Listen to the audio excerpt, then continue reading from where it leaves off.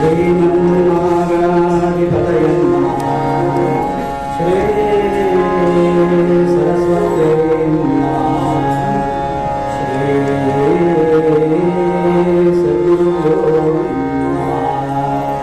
मातृदेवो भव पितृदेवो भव आचार्यदेवो वक्रतुण्डमहाकाय सूर्यकोटिसमप्रभ निर्विघ्नो मे देव सर्वकार्येषु सर्वदा।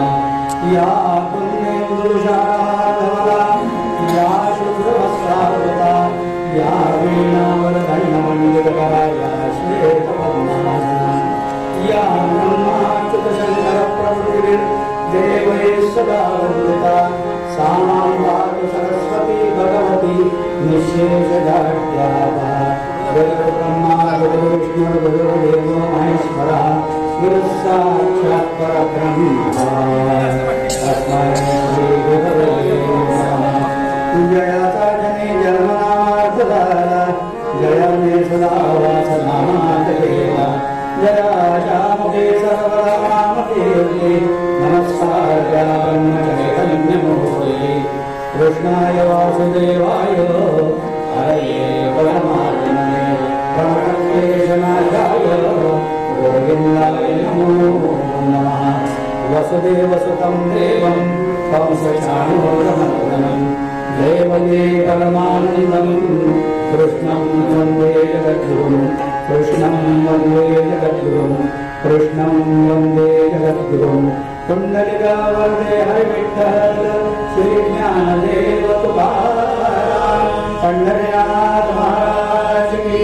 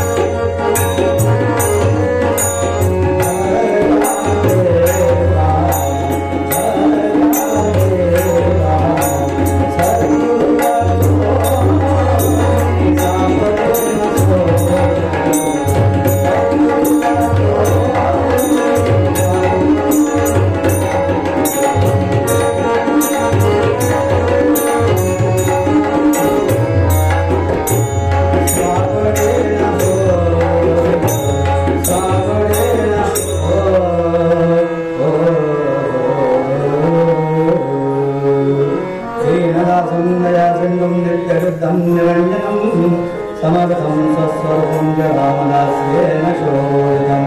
जय जय रघुवीर समर्थ, जय जय रघुवीर समर्थ, जय जय रघुवीर।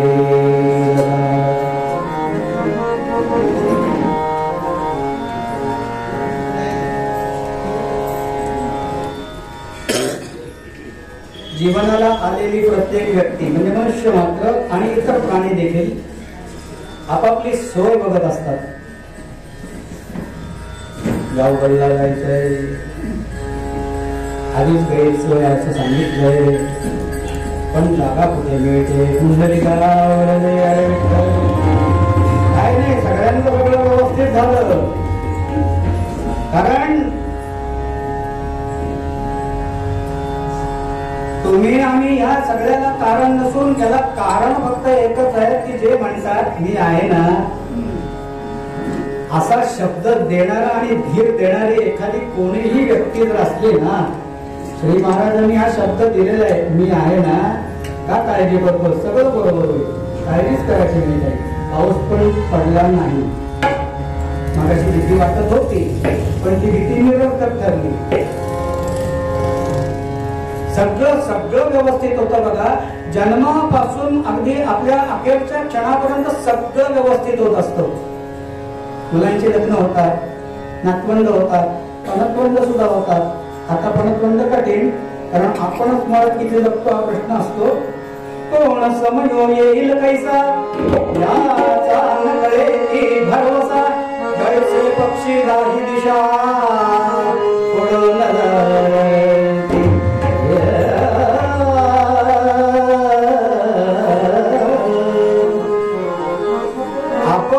इच्छेने जन्माला आलो नाही आणि आपण आपल्या इच्छेने मरणार नाही. आणि त्याच्यामुळे जे जे काही आहे ते त्याचंच आहे. हे केवळ सोप्या भाषेत समजावून सांगण्याकरता म्हणून संत आहे. वेद वेदांत तत्वज्ञान सर्व ठीक आहे, परंतु काय होतं, तत्वज्ञान सगळं डोक्यावरून जातो. सगळ्यांचं तत्वज्ञान डोक्यावरून जात नाही, परंतु पहिली 15 मिनिटं जरा बरं वाटतं. सारासा विवेक, आत्मानात्मबुद्धी वगैरे वगैरे विषय जरा हात घातला बरं वाटतं, पण नंतर आत्मानंद डोळाचं वाटतं. एका प्रवचनाला गेलो होतो. ते प्रवचनकार नक्की काय सांगत होते त्यांनाच तरी कळत होतं की नाही, मला प्रश्न पडला. प्रवचनकार नव्हते, व्याख्याते होते.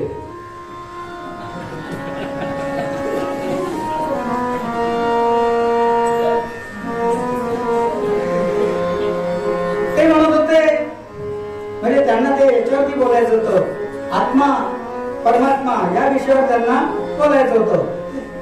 ते जे तिथे आहे ना तेच तिथे आहे, आणि इथे आहे ना तेच तिथे आहे.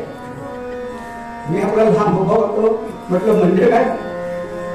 ते ह्याच्यात आहे म्हणून हा आहे, आणि हे त्याच्यात आहे म्हणून तो आहे. समजून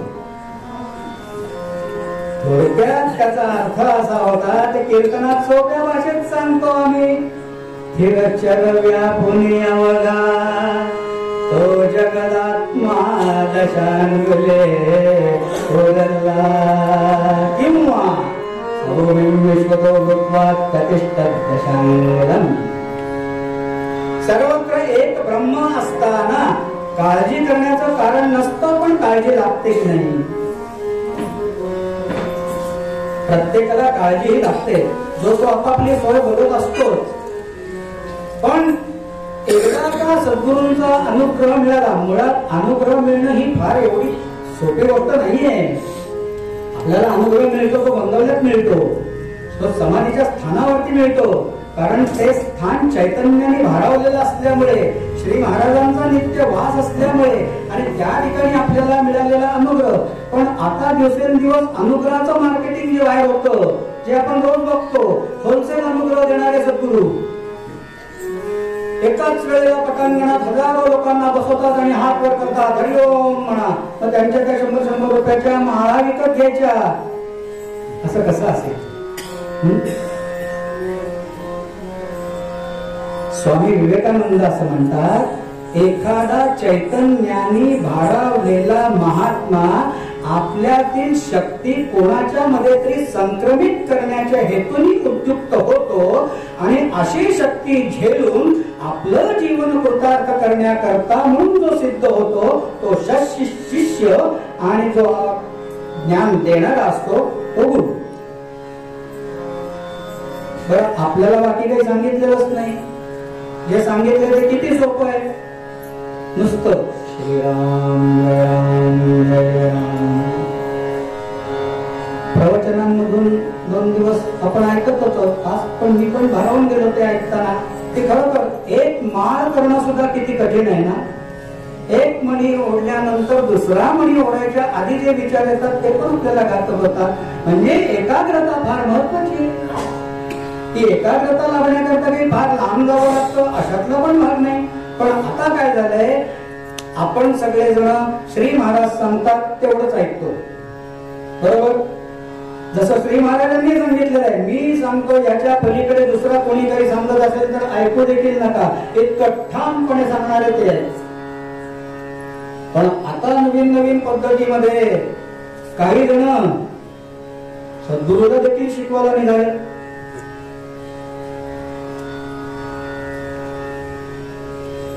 एक उदाहरण सांगतो.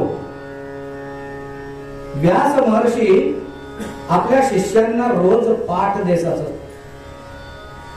कोणतीही गोष्ट साध्य करण्याकरता त्याच्या पाठीमागे सद्गुरू असावा लागतो. बरं, व्यासांसारखा सद्गुरू आणि ग्रहण करणारा शिष्य देखील तसाच असावा लागतो. त्यांनी सांगितलं आणि यांनी ऐकलं तर त्या व्यास महर्षींच्या त्या आश्रमामध्ये हजारो विद्यार्थी होते. त्यात एक जैमिनी नावाचा विद्यार्थी होता.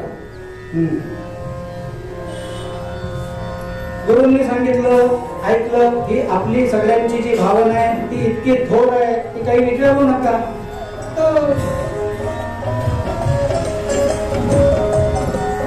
एके दिवशी ते पार घेत होते. माता स्वस्त्रा दुहित्रावा नैकशय्या समोभये बलवान इंद्रिय ग्रामो विद्वान् समिकर्षति.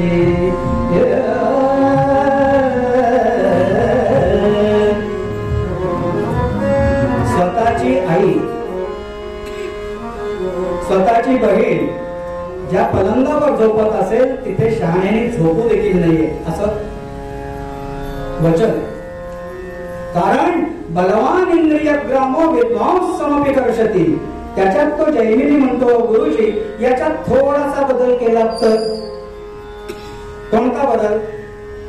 विद्वांस समपि कर्षतीच्या ऐवजी विद्वांसम नापकर्षति. व्यास महर्षी म्हणाले, ठीक आहे, सध्या आपलं आहे तेच चालून दे, कधीतरी त्याच्यावरती आपण विचार करू. साधारण किती दिवस झाले असतील, 1 महिना होऊन गेला आणि एके दिवशी व्यास महर्षी आपल्या हजारो शिष्यांना म्हणाले, चला आपल्याला एके ठिकाणी यज्ञ करता जायचंय, पण इथे कोणीतरी थांबलं पाहिजे. तेव्हा जैमिनी तू इथे थांब. जैमिनी म्हणाला, ठीक आहे. संध्याकाळची वेळ, हे सगळे निघून गेले आणि जैमिनी मात्र तिथे थांबला. थांबला आणि इतक्यात काय झालं पुन्हा तो ढगांचा गडगडाट झाला. वीज कडाकली. खरं म्हणजे गाणं म्हटलं असतं पण वेळ नाही.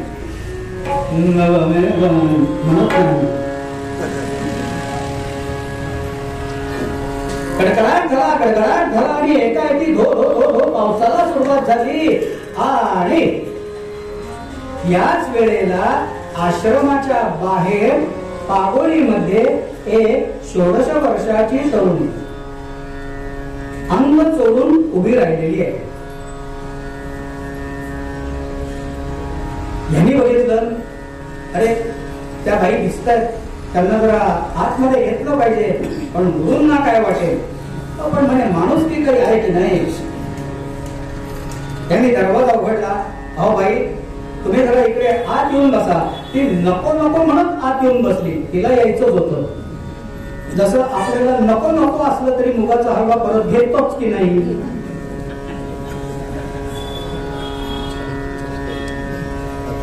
ती आतमध्ये आली.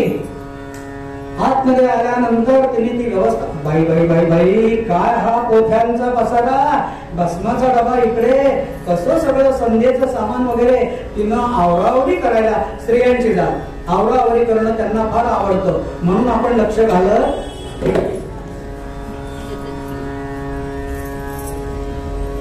आवरावरी करायला सुरुवात केली. त्या वेळेला तो म्हणतो, अहो बाई तुम्ही हे का करता, मी करेन ना.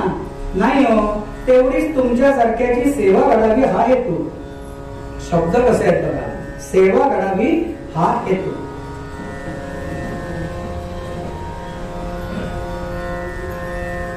अहो पण बाई तुम्ही कोण आहात, काय करता काय तुम्ही, आणि इथे अचानक तिकडे जंगलामध्ये रडायला सुरुवात केली. काय सांगू, मी माझ्या बहिणीकडे राहते. माझ्या बहिणीचा नवरा रोज मद्यप्राशन करून येतो आणि मला रोज मारतो. रडायला शिकवायला लागतं का त्यांना? पाहता पाहता दिवाळीला साडी घेतली नाही म्हणून डाव्या डोळ्यातनं गंगा, उजव्या डोळ्यातनं जमुना आणि नाकातनं सरस्वती असा त्रिवेणी संगम झाला की नवरा कितीही कठोर खडकासारखा असला तरी आईस्क्रीम व्हायला वेळ लागत नाही.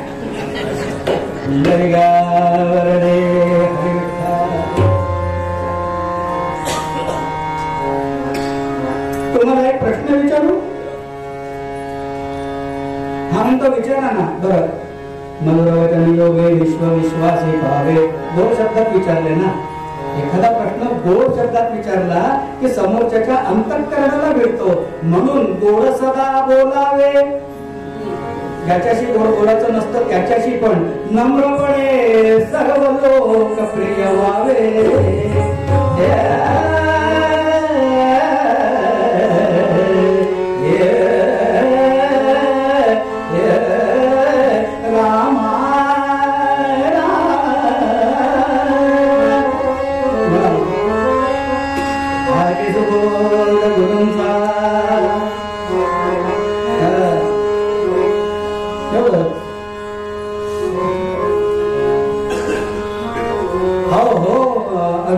विचारा म्हणला.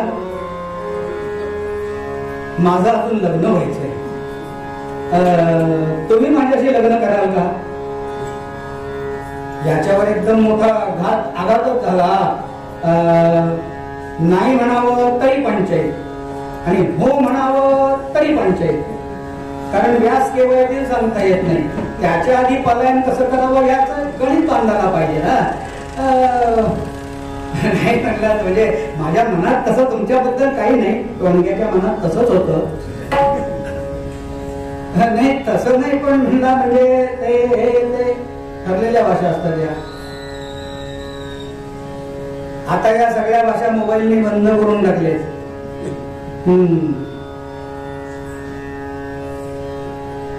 तो म्हणला चालेल, पण आमच्या गुरुजींना विचारायला लागेल. ती म्हणते अहो त्यात काय विचारायचं, चांद्र विवाह करायचा आणि पळून जायचं आहे काय त्यात? नाही नाही तसं नाही म्हणला. ज्या आश्रमात मी राहतो हे ठीक आहे हो, पण तुम्ही जर माझ्याशी लग्न करण्याचा हेतू तुमचा शुद्ध असेल ना, तर मी सांगते ती अट तुम्हाला मात्र पाळावी लागेल आणि तेवढ्या करता तुम्हाला एक परीक्षा द्यावी लागेल. तो म्हणतो परीक्षा? आणि मला हो कोणती? एक काम करायचं म्हणे, तुम्ही असं अनुभव व्हायचं आणि चालायला सुरुवात करायची. या आश्रमाला 3 प्रदक्षिणा तुम्ही मारायच्या. अट एकच, मी तुमच्या पाठीवर बसणार.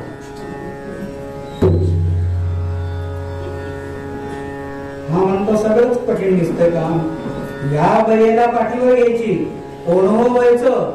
आपण वेदशास्त्र संपन्न व्हायला निघालेले, 4 वेद 6 शास्त्रांचा अभ्यास करणार आणि ही कोण बाया माहिती नाही आली आणि 15 मिनिटात विचारते पाठीवर बसणार आणि 3 प्रदक्षिणा मारायच्या.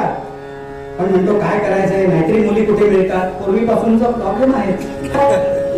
आम्ही कीर्तन करता फिरतो, लोक आम्हाला सांगतात ना बुवा तुमच्या पाण्यात आहे का एखादी, अर्थ 2 निघतात. ज्यांनी त्यांनी समजून घ्या, आम्हाला काही काम धंदे नाहीत ते.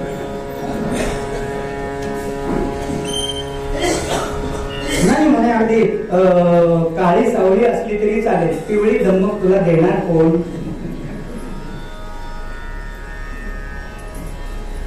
तो म्हणला ठीक आहे आवरा लवकर म्हणला. पटकन आश्रमाच्या बाहेर गेला, ओढवा झाला, याच्या पाठीवरती बसली.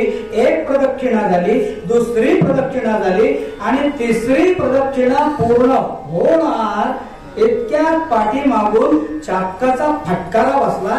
पुंडलिका वरदे हरे विठ्ठल गोपाल कृष्ण भगवान की. हा विंचू चावल्यासारखा किंचाळला. काय भाई कोण मारते कोण? ती 16 वर्षाची तरुणी नसून व्यास महर्षी होती. जैमिनी बलवान इंद्रियग्रामो विद्वांसमपि कर्षति का विद्वांसम नापकर्षति. देव उत्तर.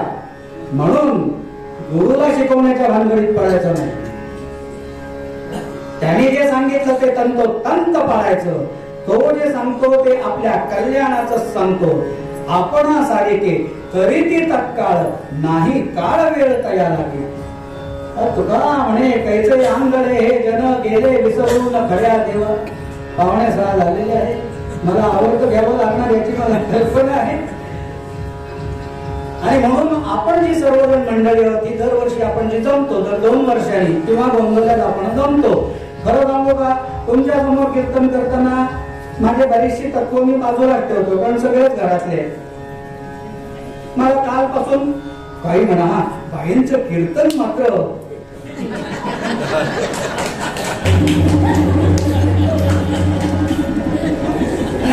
पण माझ्या बाजूने तो एक गांगल सोडले तर कोण नाही.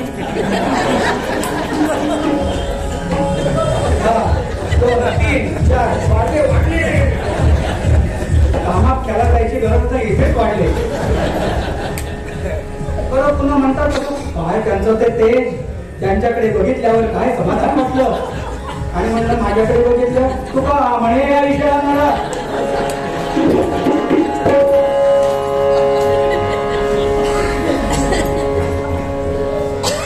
आमचं कीर्तन असं आहे, तुका म्हणे कायचे काय सांगू. महाराजांवरती जर बोलायला सुरुवात केली ना तर अख्खी रात्र कमी पडेल. तरी पण 2-3 उदाहरण परवा काल मी ऐकवलीच. सर्वच महाराजांचे म्हणल्यानंतर मी एक निश्चित सांगतो, एक वेळ स्वतःची सख्खी भावंड येणार नाही, पण दुःखद प्रसंगामध्ये, सुखात सगळे येतात, दुःखद प्रसंगामध्ये माझ्या महाराजांचे अनुग्रह आल्याशिवाय राहणार नाही. ठाम विश्वास आहे. आणखी काय हवंय बरं, महाराजांच्या कृपेने काहीही कमी पडत नाही हो, काहीही कमी पडत नाही. तेव्हा म्हणून आपण सारे करीत तात्काळ याचं उत्तम उदाहरण म्हणजे श्री सद्गुरु ब्रह्मचैतन्य महाराज आणि सद्गुरु ब्रह्मानंद महाराज. एकाच नाण्याच्या खऱ्या 2 बाजू आहेत. पण कधीही महाराजांसमोर ताट मानेने त्यांच्याकडे नजरेला नजर भिडवून कधीही उभे राहिले नाही. पायाकडे लक्ष ठेवलं, एक तर उभे राहिले ते पाठीमागे, इतका भाव असावा लागतो. म्हणून काही वेळेला मी म्हणतो ना की श्री महाराजांच्या फोटोला पूजेच्या वेळेला हात लावताना मी स्वतःला प्रश्न विचारतो, तुझा हात एवढा स्वच्छ आहे का रे? तर त्याचं उत्तर एकच येतं, नाही. श्री महाराजांची गोष्ट वेगळी, सद्गुरु ब्रह्मानंदांची. एवढे वेदशास्त्र संपन्न असून सुद्धा जर ते लीन होतात आणि आपण केवळ एकच भार टाकलेला आहे आणि म्हणून आपले ते सद्गुरु आहेत आणि आपल्याला असंच वर्षानुवर्ष भेटी गाठी होत आहेत. परवा निघता विषय निघाला होता की खरोखर म्हणजे 1901 साली असं वाटतं की आपण होतो की काय सगळे मागच्या जन्मात इथेच, म्हणून पुन्हा इथे आलो. असू शकतं का असू शकत नाही? कृष्ण म्हणतात, अर्जुना माझे हजारो जन्म झाले, यापुढेही होणार, याच्या पूर्वी झाले, आता भेटी गाठी झाल्या. कदाचित यापूर्वी सुद्धा आपण ज्या वेळेला येथे जे स्थापना झाली त्यावेळेला महाराजांबरोबर असू, अशी एक भावना आता आहोत आणि कदाचित नंतर देखील असू. घाबरायचं कारण नाही, काळजीचं कारण नाही. फक्त सद्गुरु एके सद्गुरु अनंत कोटी ब्रह्मांड सच्चिदानंद सद्गुरु श्री ब्रह्म चैतन्य महाराज की जय. श्री ब्रह्मानंद महाराज की जय. सद्गुरु वाचोनी सापडे नको, सद्गुरु वाचोनी सापडे नको.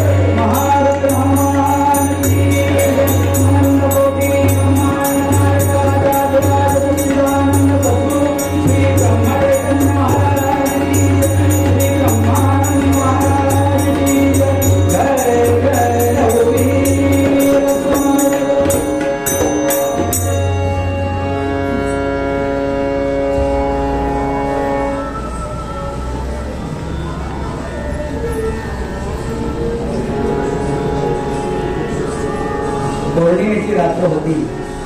शुभ्र चांदणं पडलेलं आहे आणि असं चांदणं पडलेलं असताना राजप्रासादाच्या गच्चीवरती सोन्याच्या कड्या लावलेला झोपाळा आणि त्या झोपाळ्यावरती पहुडले होते राजयोगी मच्छिंद्रनाथ. मच्छिंद्रनाथांचे पाय होते प्रेमळा राणीच्या मांड्यांवरती आणि प्रेमळा राणी मोठ्या प्रेमानं त्यांचे पाय चेपत आहे. काळ जुना आहे म्हणून असं उदाहरण सांगितलं.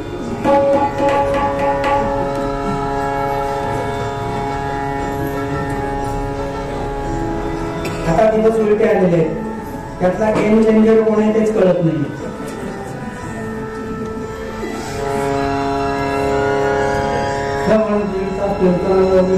पाय दुखायला लागले तर राहू नको. काय असं काही नसतं. महाराज बघून घेतील. एकच उत्तर ठेवायचं आपलं. महाराज बघून घेतील. विषय कोणता लावू? महाराज बघून घेतील. तबला कोण वाजवेल? महाराज बघून घेतील.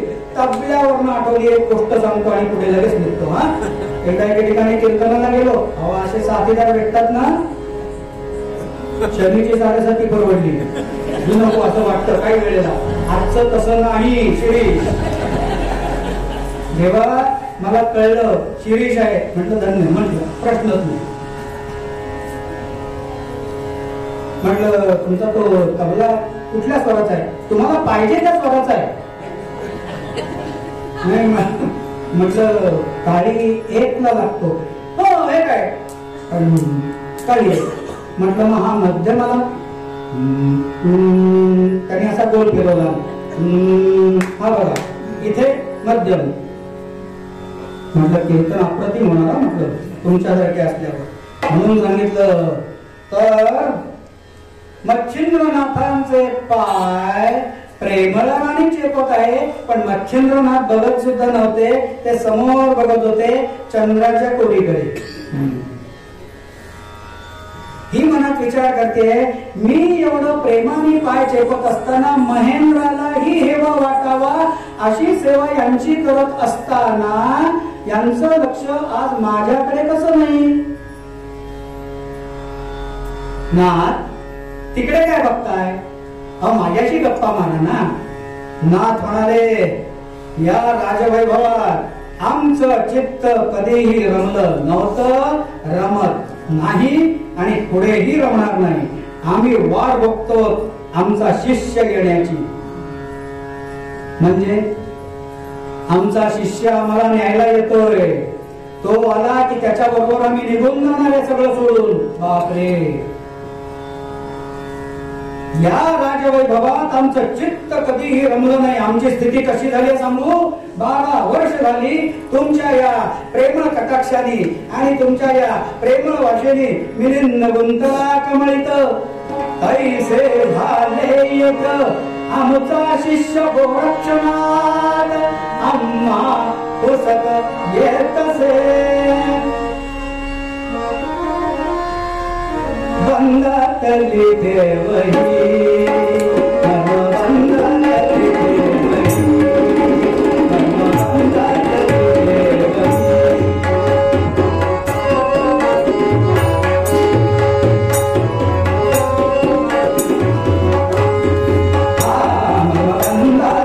देवही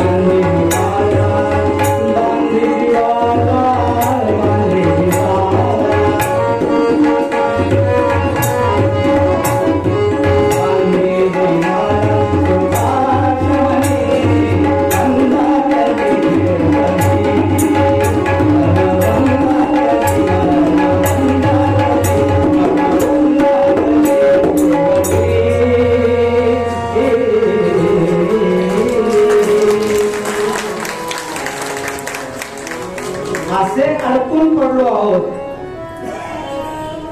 राणीने विचार केला, यांचा शिष्य येणार आणि यांना घेऊन जाणार, त्याच्यापेक्षा त्या शिष्याचाच काटा काढला तर. काय आठवतंय का श्री महाराजांचं इंदूर मध्ये काय झालं होतं?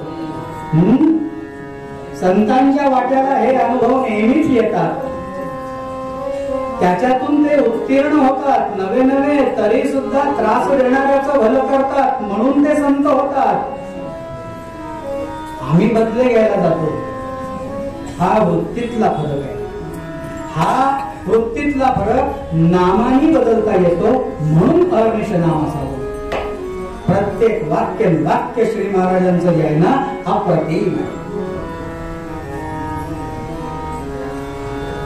हिनं विचार केला, त्याचा परस्पर काटा काढून काढून सीमेवरती ज्या ठिकाणी तो दिसेल त्या ठिकाणी त्याला ठार मारण्याचा आदेश देऊ. म्हणून तिनं सैनिकांना सांगितलं, सीमेवरती पहारा बसवा आणि कोणीही साधू बैरागी दिसला की त्याला तिथल्या तिथे ठार मारून टाका, म्हणजे तो कोण गोरक्ष आहे तो यायला नको आणि आपला नवरा जायला नको. मनी चिंता प्रेमळा वाहता, मनी चिंता प्रेमळा वाहता,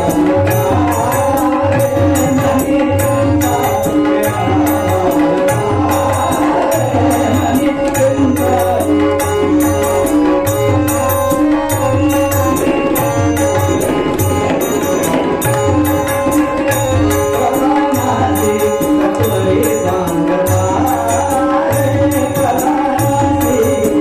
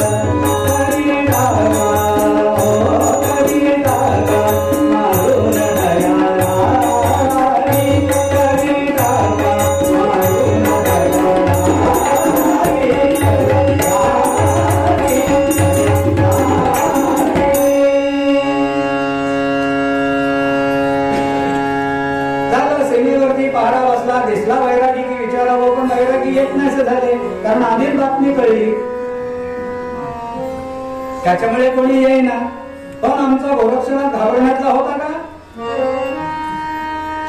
अलख निरंजन जय जय अलख निरंजन जय जय. एका दरवाजासमोर पलीकडच्या गावात उभा राहिला आणि भिक्षेचा पुकारा केला, ओम भवती भिक्षान्वेही. घरातली माऊली आली, तिनं काही जोंधळे वगैरे होते ते भिक्षेला घातले, बघितलं सुखासारी पूर्ण वैराग्य घ्यायचे. काय होय तेज काय, याच्याकडे बघत राहावं असं वाटतं. किंबहुना जर बघत राहिलो तर डोळे मिटून घ्यावेसे वाटतात, इतकं याचं तेज आहे, म्हणजे सूर्यासारखं तेज आहे. पण हा आहे कोण आणि चाललाय कुठे? म्हणून तिने विचारलं, बाळा कोण, कुठे चाललास? आई फिरस्ता पांथस्थ आहे,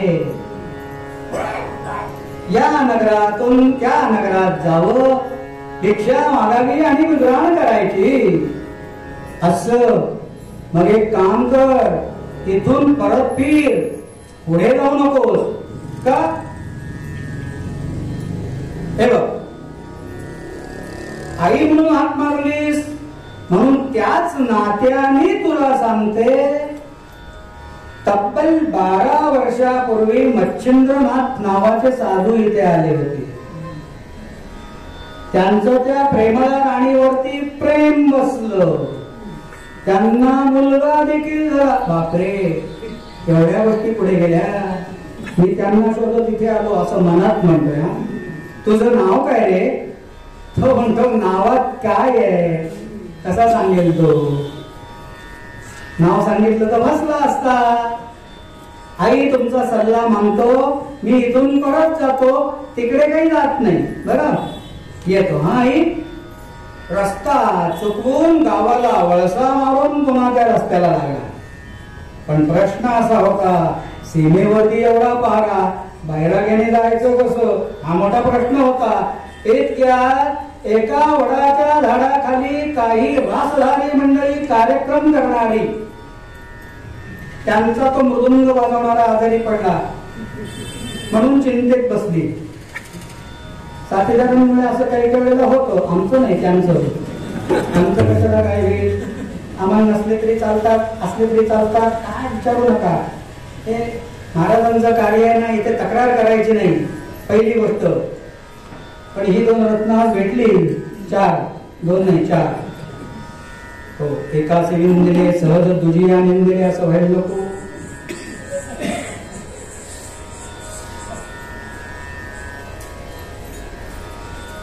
आता गोरक्षांनी सहज प्रश्न केला, मंडळी तुम्ही चिंता कसली करताय? सगळ्यांनी बघितलं. ए गोसावड्या, तुला काय करायचंय रे? आणि अहो चांगलं विचारतोय, सांगा ना काय फरक? अरे राजा, आमचा मृदुंग वाजवणारा आजारी पडलाय, त्याची चिंता आम्ही करतो. ह्यानं विचार केला, मृदुंग मी वाजवू का म्हणला? त्याला शिकायला लागतं, 6 वर्षाचा कोर्स लावायला लागतो, तेव्हा विशारद पदवी मिळते आणि तेव्हा ते होतं, गुरुगृही राहायला लागतं. नुसतं तपेलीची नामदोरी, तपेली पकड पोरी वाजवून चालत नाही. कोकणातला शब्द आहे ना, तापेलीची नामदोरी, तापेली पकड, तापेलीची नामदोरी, तापेली काही पकडू नको, काय करू नको.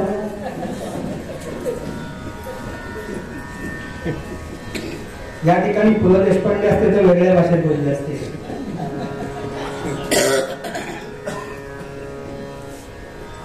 ठीक आहे, जरा काहीतरी घे म्हणे, त्याला ती कणिक बिणिक लाव त्या मृदुंगाला, बघू हा काय गोसावड्या काय वाजवतो. ठीक आहे म्हणे, म्हणा तुम्ही काहीतरी म्हणे,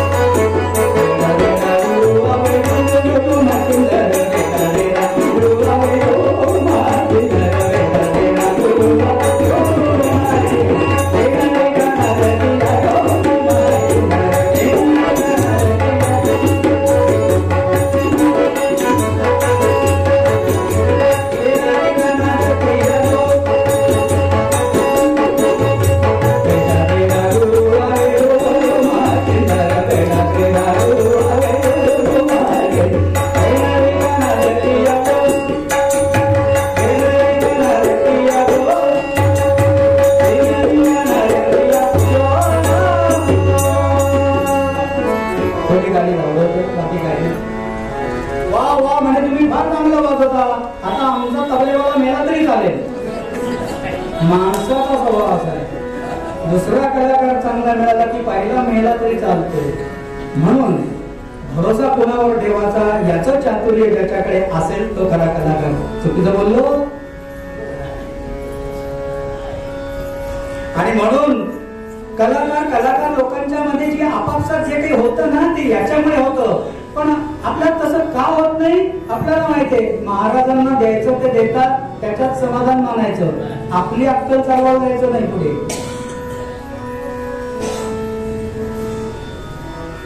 चला चला म्हणले, यांनी वेषांतर केलं आणि नेमके त्या नगरीत प्रवेश मिळाला ना प्रवेश. असाच प्रश्न आम्हाला मुंबईकरांना पूर्वी पडला होता. एवढा बंदोबस्त असताना सुद्धा ताजमध्ये घुसलाच कसा?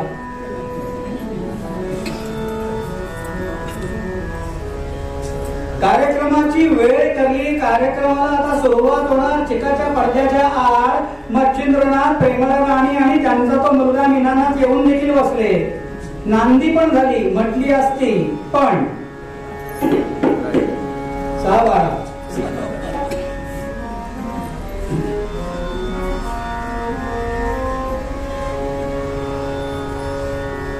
ऐकलं स्वामी. अरे मग आता काय करावं, माझ्या गुरूंना कसं कळेल मी आलोय ते. वास्तविक मच्छिंद्रनाथांना कल्पना होती की आलेला आहे, कारण आपला शिष्य आलेला आहे हे त्यांना कळणार नाही असं होईल का. पण उघड उघड एकदम कसं बोलावं. 12 वर्षांनी तो आपल्याला भेटायला येतो आणि आपल्याला न्यायला येतोय. मग त्यानं देखील एक युक्ती केली. त्यानं विचार केला काय करावं गुरूंना कळण्याकरता म्हणून. चलो मच्छिंद्र गोरख आया,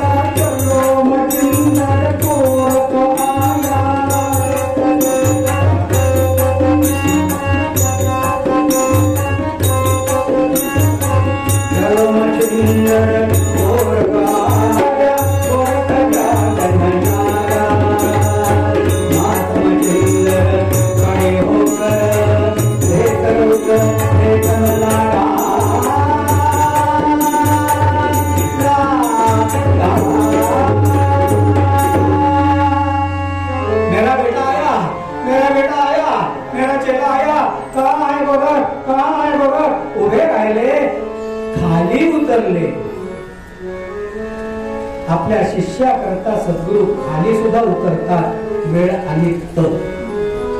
यानं आपला फेटा काढला आणि जाऊन चरणांवरती नमस्कार केला. आपणा सारिखे करीती तत्काळ, नाही काळ वेळ तयाला. लोह परिसाची नस आहे उपमा, सद्गुरु महिमा ऐसी आहे. तुका म्हणे कैसे आंधळे हे जन, गेले विसरून खऱ्या देवा. देवा निघताय ना आता. प्रेमळा राणी मनात विचार करते आलाच कसा. मग एवढा बंदोबस्त झाला त्याचं काय करावं. सुभाष बाबू एका निष्ठून गेले ते. लज्जित झाली ब्रिटिश सत्ता, व्यर्थची रात्रम दिन पहाडे. एवढ्या पहाड्यातून ते सुद्धा निघाले. हे तर आध्यात्मिक माणसं. नाथ म्हणाले निघूया. पण तरी पण कुठेतरी आशा. आशेबद्दल मी काय बोलावं. सगळ्यांना माहिती आहे प्रवचनात आपण नेहमी ऐकत असतात. सगळे आशेवरती बोलतात. आम्ही पण म्हणतो आशेवरती. अहो माणूस मेला तरी आशा सुटत नाही हो. कोणी म्हणेल मेल्यानंतर आशेचा काय संबंध आहे ना. एक माणूस मेला, ते 10 वेळेला पिंडदान करतात. त्यावेळेला ते गावाला शिवत नसला तर इच्छा बोलून दाखवतात. एक जण म्हणला ते तुमच्या घराच्या बाजूला तुमच्या भावाचं जे काही आहे ते आम्ही प्रकरण मिटवतो, सगळं व्यवस्थित करतो. गावाला शिवायला तयार नाही. तुमच्या 13 वेळेला पाहिजे तर चितळे पोहांचं किंवा त्यांच्या ताई म्हणजे त्यांच्या सौभाग्यवतींचं चुकून काही बोललो असतो. कीर्तन घेऊ तरी कावळा शिवत नाही हो. त्या किती कशाही असल्या चांगल्या तरी कीर्तन नको. कावळा का शिवत नाही. कावळा का शिवत नाही. त्यात आमच्यासारखा एखादा वात्रट गेला. तुमच्याकडून 5,000 रुपये उसने गेले होते. ते 5,000 रुपये आणले तुमच्या फोटो पुढे ठेवतो. कावळा टुप्पण ठेवला. मेल्यावर सुद्धा आशा सुटत नाही ती आशा. प्रेमळ राणीला आशा होती की जसे नाथ पूर्वी आले 12 वर्षापूर्वी प्रेमजलात आपण त्यांना फसवलं आणि इथे ठेवून घेतलं, तसं याला सुद्धा कोणी ठेवून घेतलं तर. पण कोण ठेवणार? नाथांना त्यांनी विचारलं. नाथ म्हणाले, माझी गोष्ट वेगळी होती, मी तुझ्या उद्धाराकरताच त्याच्या आज्ञेवरून आलो होतो, पण हा वेगळा प्रकार आहे. हा जितका शांत आहे तितकंच याचं तांडव सुद्धा तुला बघायची वेळ येईल. हे म्हणे असं काही होणार नाही. पाहुनिया मुखचटांक एकामिनीचा वृत्तीस पालक पडे विनिशांबवाचा. ऐसे किती गचळले वनितांग संगे गोरक्षणातही भुलेल आमच्याच संगे. आमच्या संघाने तो देखील बोलेल जसे तुम्ही बोललात. तुझा भ्रम आहे, तू प्रयत्न करून बघ. 3 दिवसाची मुदत द्या. हिने 3 चांगल्या चांगल्या नर्तकींना बोलावलं आणि सांगितलं प्रेमळ कटाक्षाने त्याच्याशी बोलायचं. आता ते शब्द मी इथे बोलून दाखवत नाही, ही जागा आपली पवित्र आहे. आणि असे शब्द बोलायचे आणि त्याला वश करून घ्यायचा. शंकर सुद्धा बोलले, विष्णू सुद्धा बोलले. हा गोरख कोण मोठा लागून गेला? हा अहम भाव.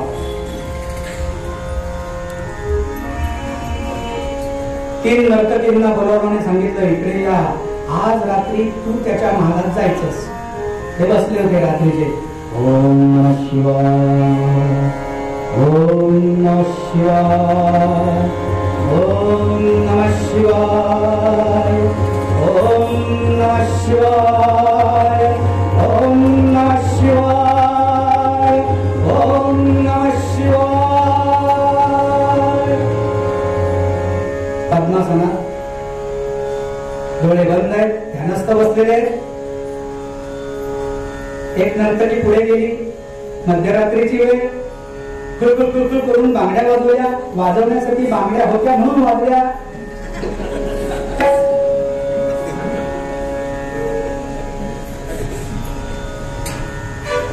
गोरक्षाने डोळे उघडले. हो बाई, कोणाचा पण? आणि हे काय इथे काय काय कोण काय नाव काय तुमचं? ती म्हणाली शांताबाई.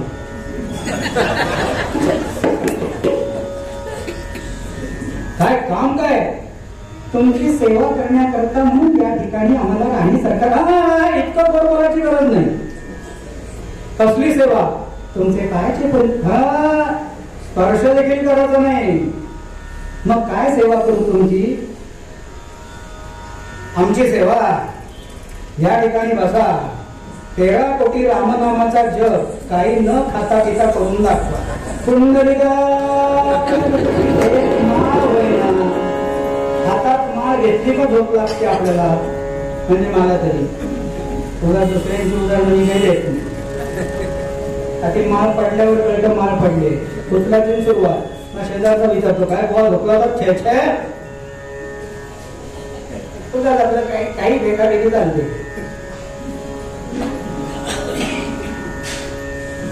माळ हातात टिकून राहण्याला सुद्धा महाराजांची इच्छा असावी लागते. आणि आपल्या आयुष्याची माळ तशीच शेवटपर्यंत ठेवण्याकरता सुद्धा त्यांचीच इच्छा असावी लागते.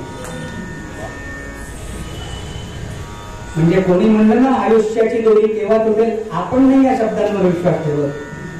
त्यांच्या इच्छा असेल त्यावेळेस ते घेऊन जातील. आणि कुठे जातील? रामाच्याच पायाशी देतील. काल यांनी सांगितलं प्रवचनात, हात हातात दिला की तो थेट रामापर्यंत. जबाबदारी त्याची. तद्वत बर म्हणे काय झालंय 6:20 झाले, तर लवकर काय तो निर्णय घ्या. एक नर्तकी गेली. दुसरी दिवशी दुसरी नर्तकी आली. ती पण निराश होऊन गेली. तिसऱ्या दिवशी तिसरी नर्तकी आली. ती पण निराश होऊन परत गेली. चौथ्या दिवशी चौथी नर्तकी आली. ती पण निराश होऊन परत गेली. 5व्या दिवशी 5वी नर्तकी आली. ती बुवा पुढचं आठवत नाहीये का? दिवस वाढवताय, नर्तक्या वाढवताय. म्हटलं काय 6-20 झाले म्हणून कर ना, आता पुढचं सुचत नाही. मग नर्तक्या वाढवायच्या आणि दिवस काढायचे. 10 मिनिटं दुसरं काही पुढचं आठवत नाही, काय करायचं. उदाहरण सांगतो आणि पुढचं संपवतो कीर्तन. नको सांगू का नाही. काल तुम्ही ज्यांचं भरभरून कौतुक केलं त्यांना पहिलं कीर्तन गोकुळ अष्टमीचं मी शिकवलं. बरं सांगितलं हा पूर्वरंग आणि हे आख्यान. बरं तो आपण लादलेला टाइम आहे ना, स्टँडर्ड टाइम 12:39 ला ती फुलं उधळायची, ते आपण ठरवलंय. तिला म्हणलं ते 12:35 होईपर्यंत त्या देवकीची 6 मुलं मेली पाहिजे. आता घरी शिकवताना हीच भाषा असते, तिथे अगदी त्यांचं ते झालंच पाहिजे. पण याच्याकरता चांगले उपयोग कशाचा असेल तरी आमचे साथीदार यांना माहिती असतं कुठे काय कीर्तनात कुठे काय करायचं असतं. तेव्हा आमचा एक माझा साथीदार आहे, गेली 15 वर्ष माझ्याबरोबर असायचा. त्याला मी मुद्दामून सांगितलं, काकूचं पहिलंच कीर्तन आहे, लक्षात ठेव, गोकुळाष्टमी आहे, 12:35 पर्यंत ती 6 मुलं मारेल.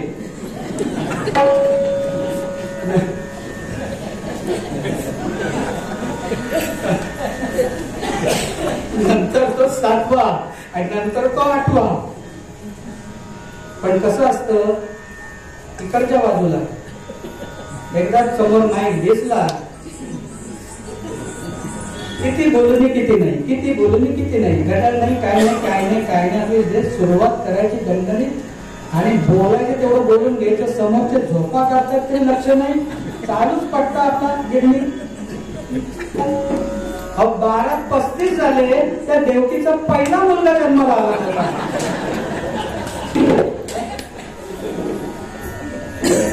पण आमचा तबलजी हुशार, त्याला सांगून ठेवलं होतं 12:35 झाले की सांगू. तू सांगण्याची पण एक पद्धत असते कीर्तनात, ते दुसऱ्याला ऐकू जाणार नाही अशा पद्धतीने सूचना करायच्या असतात. तो म्हणला, काकू 12:35 झाले. हो अशा रीतीने आणि देवकीला झालेली 6 मुलं त्या कंसाने खडकावर आपटून दार मारून टाकली. एका वाक्यात 6 मुलं मारली. काय पराक्रम आहे.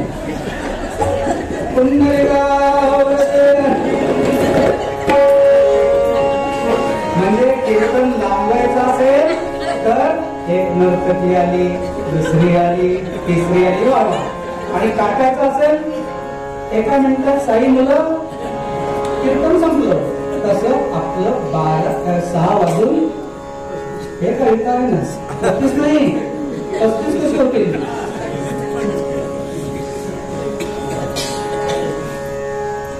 हा काही वश झाला नाही. आणि मग मात्र नाथांनी ठरवलं, चला तयारी करा. गोरखाची तयारी होती, नाथांनी वेळ घेतला आणि मग राणीला सांगितलं, नाही ना वय झाला, आता आम्ही निघतो. आपणा सारखे करीती तात्काळ, नाही काळ वेळ तया लागली. म्हणून तिने काय केलं, थोड्याशा सोन्याच्या मोहरा जोडीमध्ये नवऱ्याला भिक्षा म्हणून दिल्या, पुढे प्रपंचाला उपयोगाला पडतील म्हणून. यांना ते कळलं होतं मच्छिंद्रनाथांना, पण त्यांनी ती गाठ मारली आणि खांद्यावर टाकली आणि चालायला लागले. ऐकून या मच्छिंद्र तले, ऐकून या मच्छिंद्र तले,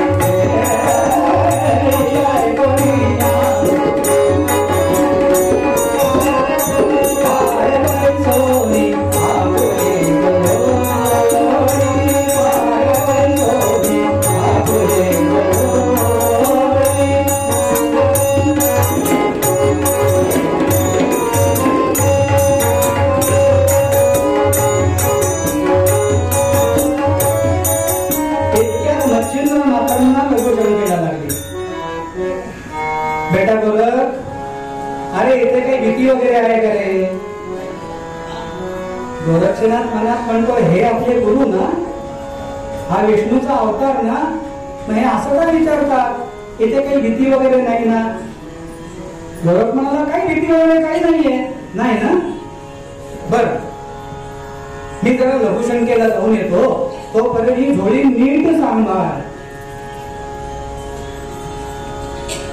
जर झोळी तशीच असेल, भिक्षेची असेल, तर नीट सांभाळ पण बोलेल का?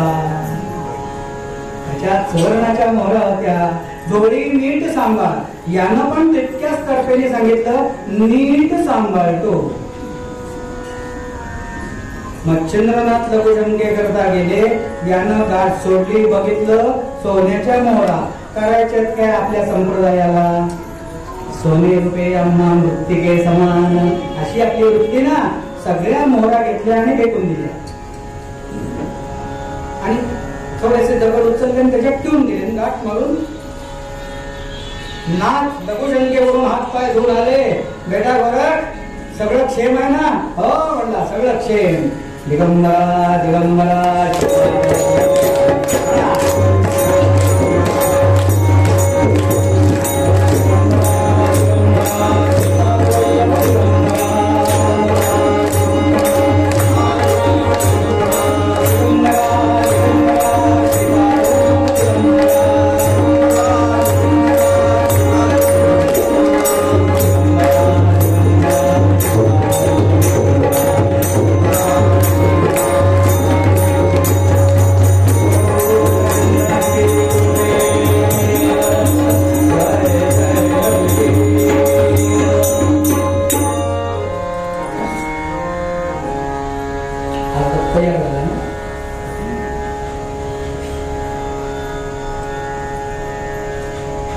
पुन्हा एक अर्धा फरलांग गेल्यानंतर नाथांनी पुन्हा तोच प्रश्न केला, बेटा गोरख, इथे काही भीती नाही ना?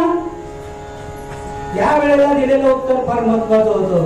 गोरख म्हणतो, भीती मागेच फेकून दिली. पुंडलिका वरदे आणि गोपाल कृष्ण भगवान. मगाशी म्हणाला भीती नाही, आता म्हणतो भीती फेकून दिली. गाठ उडून बघितली, मोहरा.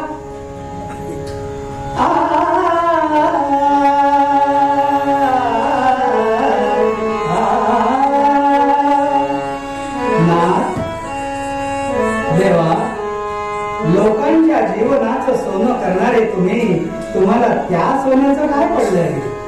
जसं माझ्या आयुष्याचं सोनं केलं, जसं मच्छिंद्र गोरख म्हटल्यानंतर शतकानुशतके नव्हे अशी कितीतरी वर्षे माझं नाव घेत राहतील, तसंच श्री सद्गुरु ब्रह्मचैतन्य महाराज आणि श्री ब्रह्मानंद असं नाव कित्येक शतकानुशतके पुढे चालत राहील.